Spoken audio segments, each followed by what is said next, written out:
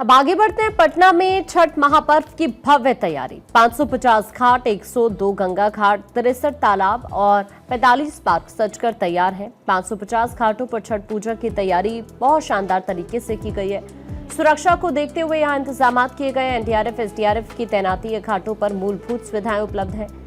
देखिए, पटना के अंदर छठ महापर्व को लेकर तैयारी जोरों शोरों से की गई है। गंगा घाट हो, तालाब हो, यहाँ पर श्रद्धालुओं के लिए प्रशासन ने व्यापक इंतजाम किए हैं।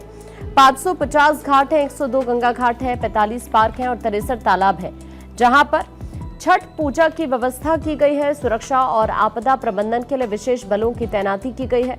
श्रद्धालुओं को सुरक्षित घाटों का उपयोग करने और प्रशासन के दिशा निर्देशों का पालन करने की अपील भी यहाँ पर की गई है। तो इस तरह से भव्य और दिव्य तैयारी यहाँ पर की गई है छठ महापर्व को लेकर। और बिहार के अंदर देखिए, इस पर्व को लेकर एक अलग ही उत्साह लोगों के अंदर रहता है। और अब चूंकि शुरुआत आज से हो चुकी है और ऐसे में भव्य तैयारी छठ महापर्व को लेकर पलक।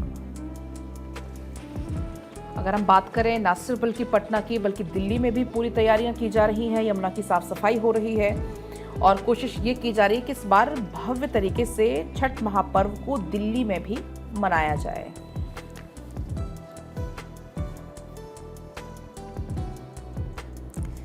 पाकिस्तान के रक्षा बजट का आधा छठ पर्व पर खर्च करेंगे भारतीय। स्वदेशी को बढ़ावा देंगे। 38,000 करोड़ का कारोबार होने का अनुमान है।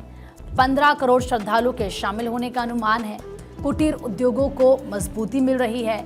सूर्य उपासना के महापर्व छठ को पूरे देश में श्रद्धा से मनाया जाता है और इस साल छठ पूजा में 38,000 करोड़ रुपए का कारोबार होने का अनुमान है।